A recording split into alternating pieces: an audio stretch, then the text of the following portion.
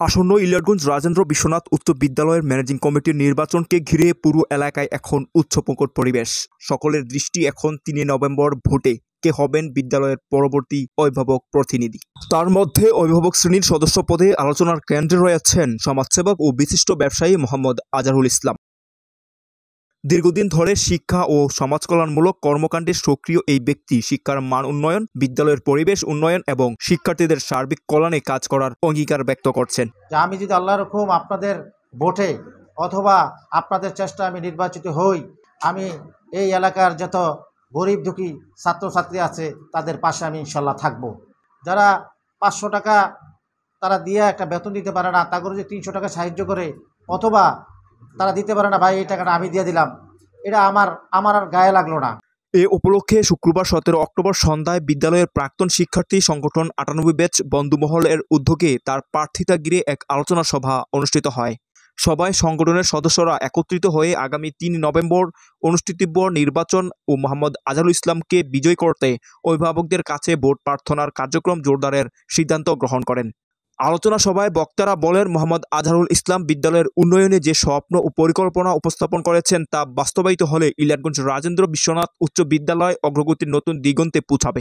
তারা সকল অভিভাবককে ঐক্যবদ্ধভাবে একজন যোগ্য ও নিবেদিত প্রাণ প্রার্থী হিসেবে আজহারুল ইসলামের পাশে থাকার আহ্বান জানান।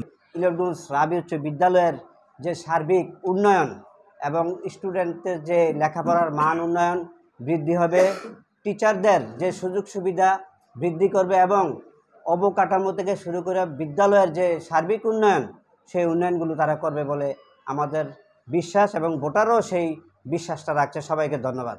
মোটামুটি সবাই স্বতঃস্ফূর্তভাবে বলছে যে না, একজন ব্যক্তি এতদিন পর তারা অনেকের মাঝে খুঁজে চাইছে, অতীতে পাইছে এবং যোগ্য প্রার্থী হিসেবে সবাই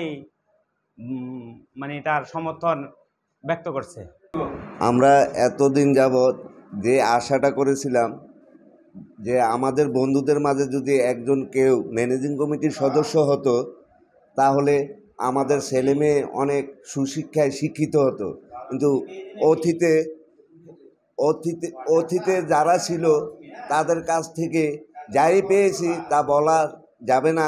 এখন আমাদের বন্ধুকে যদি আমরা এখানে পাশ করাতে পারি তাহলে আমাদের উপবৃত্তিরও সব কিছুই ব্যবস্থা হবে। মূলত 98 ব্যাচের একটা বলা চলে একটা নির্বাচনী সম্মেলনে তো এখানে অনেক বন্ধুরা উপস্থিত হয়েছে যে আমাদের বন্ধু আজহারুল ম্যানেজিং কমিটি নির্বাচনে দাঁড়িয়েছে, সবাই যাতে তাকে সুন্দরভাবে সুষ্ঠুভাবে ভালো ভোটের ব্যবধানে পাশ করে আনতে পারে সবাই প্রচেষ্টা করবে। আর সাধারণ ভোটাররা আজহারুলের কাছ থেকে অনেক কিছুই আশা করে, কারণ সাধারণ ভোটারদের পছন্দের প্রার্থী মোহাম্মদ আজহারুল ইসলাম, সবাই তাকে পছন্দ করে।